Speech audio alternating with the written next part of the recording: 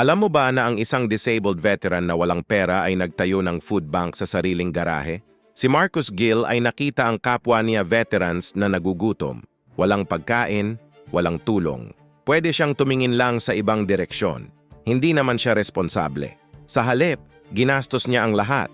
Ang disability benefits niya, ang ipon niya, lahat para sa pagkain ng iba. Sa garahe niya nagsimula. Kahit nahihirapan siyang kumilos, nagtitinda siya ng pagkain sa mga pamilya. 1, 2, 10 pamilya. Tapos daan-daan. Narinig ng media ang kwento niya. Nakita ng mga kumpanya ang ginagawa niya.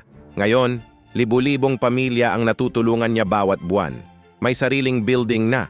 Naging CNN hero pa. Tinanong siya kung bakit niya ginastos ang lahat para sa iba. Sabi niya, ginastos ko ang pera ko para sa iba. Pero nakuha ko ang respeto sa sarili ko, ang layunin ng buhay ko, at higit pa sa inasahan ko. Isang desisyon ang nagbago sa lahat. Hindi dahil may gantimpala, kundi dahil ginantimpalaan niya ang sarili niya sa pamamagitan ng paglilingkod.